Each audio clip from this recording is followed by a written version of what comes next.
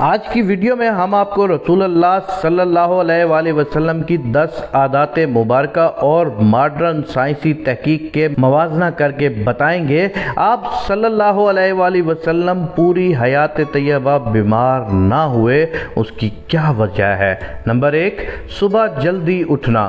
رسول اللہ صلی اللہ علیہ وآلہ وسلم صبح بہت جلد اٹھ جایا کرتے تھے، بلکہ ایسی کوئی روایت نہیں ملتی کہ آپ صلی اللہ علیہ وآلہ وسلم کی تہجد بھی کبھی قضا ہوئی ہو۔ سورج نکلنے سے کچھ وقت قبل اور 1 گھنٹہ بعد تک کا وقت آکسیجن سے بھرپور وقت ہوتا ہے۔ آج سائنسی تحقیق کی بنیاد پر بھی صحت کے اعتبار سے 24 گھنٹوں میں یہ بہترین وقت ہوتا ہے کہ جس میں آپ کو زیادہ سے زیادہ آکسیجن لینے کا موقع ملتا ہے، جو کہ آپ کی صحت مند زندگی کے لیے ایک بہترین عمل ہے۔ نمبر 2، آنکھوں کا مساج۔ صبح نیند سے اٹھنے کے بعد رسول اللہ صلی اللہ علیہ وآلہ وسلم آنکھوں کا مساج فرمایا کرتے تھے۔ جسم کا پورا نظام 11 سسٹم پر مشتمل ہوتا ہے۔ نیند سے اٹھنے کے بعد یہ سسٹم بحال ہونے میں 11 سے 12 منٹ لیتا ہے۔ اگر آپ آنکھوں کا مساج کرتے ہیں تو یہ سسٹم 10 سے 15 سیکنڈ میں فوراً بحال ہو جاتا ہے۔ نمبر 3، بستر پر کچھ دیر بیٹھے رہنا۔ رسول اللہ صلی اللہ علیہ وآلہ وسلم بستر سے اٹھ کر کچھ دیر بیٹھے رہتے تھے، اور معمول تھا کہ 3 دفعہ سورہ اخلاص پڑھتے تھے کہ جس کو پڑھنے میں تقریباً 1 منٹ صرف ہوتا ہے۔ آج میڈیکل سائنس بتاتی ہے کہ ہمارے دماغ میں ایک کیپلری ہے جس کے ایک حصے سے دوسرے حصے کے لیے خون کے لیے ایک پل بنتا ہے۔ اس طرح اس پل کے ذریعے ہی سے ہمارے پورے دماغ کو بلڈ کی سپلائی بحال ہوتی ہے کہ جہاں سے ہمارے تمام اعضاء یعنی پورا جسم کو کنٹرول ہونا ہوتا ہے۔ اگر کوئی شخص صبح بیدار ہونے پر اچانک اٹھ کر چل دے کہ جب ابھی برین میں بلڈ کی سپلائی بحال نہیں ہوئی تو اس شخص کو یہاں برین ہیمریج ہو سکتا ہے، یا وہ برین کے کئی دوسرے پیچیدہ مسائل کا شکار ہو سکتا ہے کہ جس میں اچانک جسم کے کئی حصوں کا مفلوج ہونا، فالج بھی شامل ہے۔ جبکہ اگر وہ 1 منٹ بیٹھا رہتا ہے تو اس کے دماغ میں بلڈ کی سپلائی باہر ہو سکے تو بہت سی پیچیدہ مسائل سے بچ سکتا ہے۔ یہ باقاعدہ ایک سائنس ہے، اور اس ایک حدیث مبارکہ کے پیچھے بہت سے پروفیسر اور ڈاکٹر کی ریسرچ شامل ہے کہ جس میں غیر مسلم ریسرچر نے بھی اتفاق کیا کہ ہمیں محمد مصطفیٰ صلی اللہ علیہ وآلہ وسلم کی اس سنت کے مطابق صبح اٹھنے کے بعد بیڈ پر کچھ دیر بیٹھے رہنا چاہیے۔ اس کا فائدہ یہ ہے کہ دماغ پوری طرح سے ایکٹیو ہو کر ہمارے جسم کی بھرپور رہنمائی کے قابل ہو جاتا ہے۔ یہ سنت مبارکہ جہاں بہت بڑا اجر و ثواب ہے، وہاں صحت کا بہت بڑا راز بھی ہے۔ نمبر 4، قیلولہ کرنا۔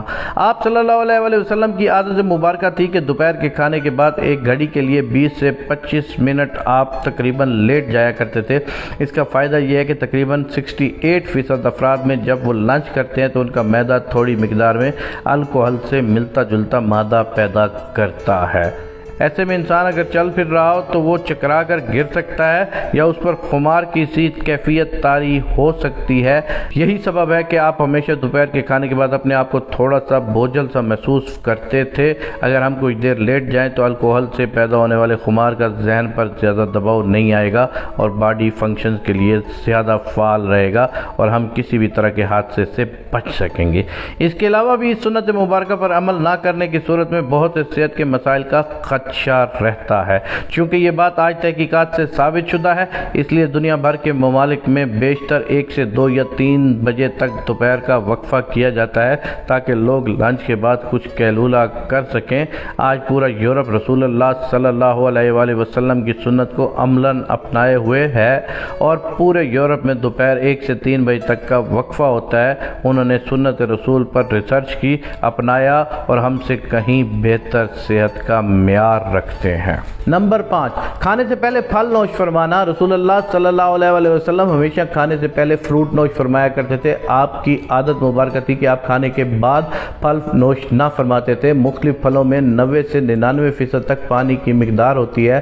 آپ نے چونکہ کھانا کھانے کے بعد پانی پینے سے منع فرمایا ہے، جبکہ کھانے سے قبل پانی پینے کی ترغیب دلائی ہے۔ اس لیے مختلف پھل بھی جو کہ پانی کی بہت زیادہ مقدار رکھتے ہیں، اس لیے ان کو کھانے سے پہلے کھانے سے جسم اور خاص طور پر معدہ اور آنتوں کو توانائی ملتی ہے، کیونکہ کھانے کو ہضم کرنے کے لیے معدے اور آنت کا بہت اہم کردار ہوتا ہے، اور یہ عمل ان کی کارکردگی بڑھانے میں ان کے لیے مددگار ثابت ہوتا ہے۔ اور یہ بات بھی سائنسی مشاہدات سے ثابت شدہ ہے، فروٹ میں موجود غذائیت سے خالی معدے کو زیادہ فائدہ پہنچتا ہے۔ نمبر 6، غذا کے بعد پانی نہ پینا۔ رسول اللہ صلی اللہ علیہ وسلم کبھی بھی کھانے کے بعد پانی نہ پیتے۔ آج علم و تحقیق سے جو باتیں سامنے آئی ہیں ان سے پتہ چلتا ہے کہ اس سنت مبارکہ پر عمل کرنے کے اس قدر نقصانات ہیں کہ گمان بھی نہیں کیا جا سکتا۔ جب ہم کھانے کے بعد پانی پیتے ہیں تو کھانے میں جس قدر بھی فیٹس ہوتے ہیں وہ کھانے سے نکل کر معدے کے اوپر والے حصے کی طرف آ جاتے ہیں، باقی کھانا ہاضمے کے دوسرے مرحلے کے لیے چھوٹی آنت میں چلا جاتا ہے۔ اس طرح معدے میں رہ جانے والا فیٹ اور پروٹین معدے کے اندر انتہائی نقصان دہ گیسز پیدا کرتے ہیں، جبکہ ان سب کو کھانے کے ساتھ مکس ہو کر نظام کے اگلے مرحلے میں جانا تھا۔ ہم نے پانی پی لیا یا فروٹ کھا لیا تو یہ ہماری صحت کی بربادی کے لیے معدے ہی میں رہ گئے۔ ایک حدیث کا مفہوم ہے کہ اگر کھانا کھا لینے کے بعد پانی کی حاجت ہو تو محض چند ایک گھونٹ لے لو اور اس کے بعد روٹی کا ایک لقمہ کھا لو۔ جاپانی ریسرچ ہے کہ کھانے کے بعد پانی پینے سے جو فیٹس اوپر آ رہے تھے اور آپ نے جو بعد میں لقمہ کھایا تو فیٹس کے اوپر آنے کا سلسلہ نہ صرف وہیں رک جاتا ہے بلکہ وہ دوبارہ غذا کا حصہ بن جاتے ہیں۔ اس لیے کھانا کھانے کے بعد پانی ہرگز نہیں پینا چاہیے کہ جو کہ پیٹ میں نہ صرف گیس، تیزابیت، بدہضمی کا باعث بنتے ہیں بلکہ بہت سے دل کے امراض کا تعلق بھی اس سنت مبارکہ پر عمل نہ کرنے کے سبب ہی ہے۔ نمبر 7، وضو۔ ہم دن میں 5 فرض نمازوں کے لیے کم از کم 5 بار وضو کرتے ہیں، کیونکہ وضو کے بغیر نماز نہیں ہوتی اور منہ، ناک، ہاتھ، بازو، سر اور پاؤں دھونے بغیر وضو نہیں ہوتا۔ یعنی دن میں 5 بار ہم جسم کے ان تمام اعضاء کو دھوتے ہیں۔ وضو میں ہم جسم کے تمام ظاہری اعضاء دھوتے ہیں کہ جن پر مٹی اور کاربن لگ جاتی ہے۔ آج سائنسی مشاہدات سے یہ بات ثابت کرتے ہیں کہ جسم کے جن اعضاء پر مٹی یا کاربن لگ جاتی ہے تو اگر ان کو صاف نہ کیا جائے اور جسم کے اس حصے پر زیادہ دیر لگے رہیں تو اعضاء اور اس کے دماغ کا کنیکشن کمزور ہو جاتا ہے، یعنی جسم کا اعصابی نظام کمزور ہو جاتا ہے، کیونکہ وہ مسلسل دماغ کو یہ پیغام بھیج رہے ہوتے ہیں کہ جسم پر کوئی چیز آ گئی ہے اور اس کی صفائی کا اہتمام کیا جائے۔ اگر ایک شخص صبح منہ دھوتا ہے اور اس کے بعد شام میں آ کر دھوتا ہے تو اس کے اعضاء اور دماغ کا تعلق کمزور پڑ جاتا ہے کہ جس سے بعد میں وہ بہت سے اعصابی مسائل کا شکار ہو جاتا ہے۔ اسلام کم از کم دن میں 5 بار آپ کے اعضاء کی صفائی کا بندوبست کرتا ہے اور جمعہ کے روز ناخن، زیر ناف اور بغلوں کے غیر ضروری بال کاٹنے سمیت مکمل صفائی کا اہتمام کرتا ہے۔ اس لیے جمعے کا غسل ہر مسلمان پر واجب ہے۔ رسول اللہ صلی اللہ علیہ وآلہ وسلم نے نہ صرف ایسا کرنے کا حکم فرمایا بلکہ یہ سب آپ کی سنت مبارکہ کا حصہ بھی ہے۔ نمبر 8، جلد سونا۔ رسول اللہ کی ایک عادت مبارکہ یہ بھی تھی کہ آپ صلی اللہ علیہ وسلم رات کو جلد سو جایا کرتے تھے۔ عموماً آپ صلی اللہ علیہ وسلم نماز عشاء کے فوراً بعد سو جاتے تھے، یعنی رات جلد سونا اور صبح جلد اٹھنا آپ کے معمولات میں شامل تھا۔ ہماری بایولوجیکل واچ جو کہ ہمارے پورے جسم کے نظام کو منظم کرتی ہے، جب یہ باہر اندھیرا دیکھتی ہے تو یہ آپ کے جسم کو سونے کا سگنل دے دیتی ہے اور جسم کو تیاری کے لیے یہ 1.5 سے 2 گھنٹے کا ٹائم دیتی ہے کہ اس وقت تک آپ کو لازمی سونا چاہیے۔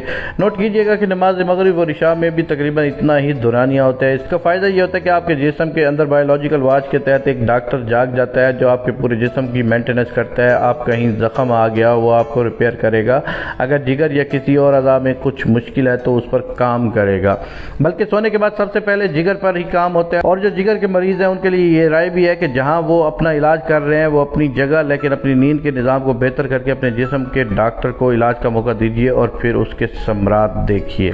رات 10 بجے سے 12 بجے تک جگر اور اس کے ارد گرد کے اعضاء کی مینٹیننس ہوتی ہے اور اس کے بعد درجہ بدرجہ پورے جسم کی مینٹیننس ہوتی ہے اور یہ عمل روزانہ کی بنیاد پر ہوتا ہے۔ اللہ رب العزت نے آپ کے جسم میں ایک آٹومیٹک نظام رکھا ہے اور یہ نظام تب کام کرتا ہے کہ جب آپ جلدی سونے کی عادت اپناتے ہیں۔ عہد جہالت میں عربوں میں ایک رواج تھا کہ رات کے کھانے کے بعد ان کے ہاں شعر و شاعری اور دیو مالائی کہانیوں کی محفلیں ہوتی تھی جو رات کا 2 بجے تک چلتی رہتی تھی، اور اسی ماحول میں رسول اللہ صلی اللہ علیہ وسلم کا رات جلدی سونا بھی ان کے نزدیک ایک قابل اعتراض عمل تھا۔ یہ تو عہد جہالت تھا، لیکن آج ماڈرن ایج کا بھی دعویٰ کرنے والے ہم مسلمانوں کے ہاں دیر تک جاگنے کو نہ صرف قابل اعتراض نہیں سمجھا جاتا بلکہ کچھ حد تک تو قابل فخر بھی جانا جاتا ہے، اور عہد جہالت کی محفلوں کی جگہ آج ماڈرن انٹرنیٹ اور سیٹلائٹ ٹیکنالوجی نے لے لی ہے۔ لیکن جلدی سونا رسول اللہ صلی اللہ علیہ وسلم کے معمولات میں سے تھا، کیونکہ جسم کے اندرونی ڈاکٹر کی افادیت سے واقف تھے، اور یہی وجہ ہے کہ پوری حیات مبارکہ رسول اللہ بیمار نہیں ہوئے۔ नंबर 9, मिसवाक करना। रसूलुल्लाह सल्लल्लाहु अलैहि वसल्लम मिसवाक को बहुत पसंद फरमाते थे और ख़ुसूसन दिन में 5 दफ़ा हर नमाज में वज़ू के साथ तो ज़रूरी इसका एहतमाम फरमाते थे। इसके अलावा भी जब कभी घर तशरीफ़ लाते, किसी महफिल में हाज़िरी से पहले गर्ज़ हर मौके पर मिसवाक का एहतमाम करते और मिसवाक को बहुत महबूब रखते।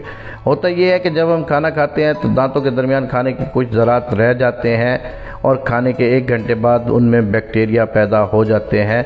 महसूस कीजिए कि दांतों में रह जाने वाले ज़रात 2 घंटों बाद नरम पड़ जाते हैं और उसकी वजह से ये बैक्टीरिया ही है। इसलिए हमें कहा गया है कि खाने से पहले, बाद, सोने से पहले, बाद मिसवाक का एहतमाम किया जाए, वरना यह आपके हार्ट अटैक का सबब भी बन सकता है। आज अमेरिका और मगरबी ममालिक में सुबह उठते ही बगैर दांत मुंह साफ किए खाने पीने का रिवाज आम है, जो कि इस तरह तरह की बीमारियों का सबब बन रहा है। ऑस्ट्रेलिया की एक यूनिवर्सिटी ने हार्ट अटैक के 500 मरीजों पर रिसर्च की। उन्होंने जहां और बहुत सी वजूहत बयान की, वहां एक कॉमन वजह यह भी थी कि ये लोग टूथ ब्रश करने के आदी न थे, जिसके सबब इनके दांतों में जमा मैल पेट में जाकर इस कदर मल्टीप्लाई हुआ कि वो हार्ट की आर्टरी को ब्लॉक करने का सबब बना।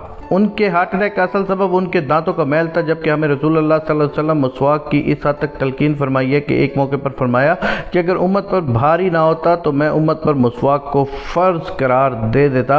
आज की मॉडर्न साइंस ये साबित कर चुकी है कि जिन लोगों को मिसवाक या टूथ ब्रश ज़्यादा करने की आदत होती है उनको गुस्सा कम आता है और वो अक्सर ठंडे मिजाज पुरसकून रहते हैं। जिस शख्स को ज़्यादा गुस्सा आता हो और ब्लड प्रेशर अक्सर हाई रहता हो, तबीयत में बेचैनी हो, तो वो ज़्यादा से ज़्यादा मिसवाक किया करे। 2-3 माह ही में उसके हैरान कुन मोइज़ाती असरात सामने आ जाएंगे। नंबर 10, हफ्ते में 2 रोज़े। रसूलुल्लाह सल्लल्लाहु अलैहि वसल्लम के मामूलात में पीर और जुमेरात का रोज़ा भी शामिल था और आप सल्लल्लाहु अलैहि वसल्लम ने इन रोज़ों को रखने की तरगीब भी दिलाई, यानी कि हफ्ते में 2 रोज़े। रसूलुल्लाह सल्लल्लाहु अलैहि वसल्लम का कौल मुबारक है कि मुसलमान एक आंत में खाना खाता है जबकि काफिर 3 आंत में, और हमें नसीहत फरमाई है कि जब खूब भूख लगे तो खाना खाओ और अभी भूख बाकी हो तो छोड़ दो। इस अमल को आज की जदीद मेडिकल साइंस भी मान चुकी है। ये इंसानी जिस्म को सेहतमंद रखने का बहुत अजीम राज होता है। होता यह है कि जब हम मामूल के मुताबिक अपनी ज़रूरियात से ज़्यादा खाना खाते रहते हैं तो जिस्म में एक्स्ट्रा प्रोटीन फैट्स इकट्ठे हो जाते हैं, जो कि जिस्म की ज़रूरत से ज़्यादा होने के सबब जिस्म में जहर का किरदार अदा करते हैं और मुख्तलिफ बीमारियों का सबब बनते हैं। आज की आम बीमारियां शुगर, कोलेस्ट्रॉल और ब्लड प्रेशर का बुनियादी सबब यही एक्स्ट्रा फैट्स ही बनते हैं। जब आपको भूख लगती है तो जिस्म के हंगर जूसेस यानी जिस्म में खाना हजम करने का खुद का निज़ाम पूरी तरह से तैयार हो जाता है। अगर हमने 100 लुक़मे खाने थे मगर 70 पर हाथ रोक लिए तो बाकी 30 लुक़मे के जिनके जिस्म को ज़रूरत थी, जिस्म वो ज़रूरत इन एक्स्ट्रा प्रोटीन और फैट्स को खाकर पूरा करता है। जिस्म अपना खुदकार निज़ाम के तहत इकट्ठे होने वाले जहर को ख़त्म करता रहता है और आप सेहतमंद रहते हैं। अब जब 3 रोज़ कुछ कोताही हो गई तो आपने पीर को रोज़ा रख लिया तो दिन भर के तवील रोज़ा रखने के बाइस आपका जिस्म इस अमल को एक्टिव भरपूर तरीके से रखता है और 3 रोज़ की कोताही को वो रिपेयर कर देता है और फिर 2 रोज़ के मामूलात और जुमेरात का फिर रोज़ा। जब ये सुन्नत आप सल्लल्लाहु अलैहि वसल्लम के मामूलात का हिस्सा बन जाती है तो बीमारी पैदा करने वाले सेल का अमल हफ्ते में 2 बार दोहराए जाने के बाद इकट्ठे ही नहीं हो पाते और आप सदा सेहतमंद रहते हैं। आज हम साइंसी तहकीकात पर बहुत यकीन रखते हैं। क्या हम इस इंतज़ार में है कि साइंस रसूलुल्लाह सल्लल्लाहु अलैहि वसल्लम की सुन्नत मुबारक को प्रूफ करे तो हम अल्लाह के रसूल की सुन्नतों पर अमल करना शुरू करेंगे। हकीकत यह है कि साइंस रसूलुल्लाह की सुन्नतों से बहुत पीछे है और आपकी सारी हयात तैयबा सुन्नतें हमारे लिए मशअल राह है और उन्हीं में हमारे लिए दुनिया और आखिरत की कामयाबी और राहतें हैं।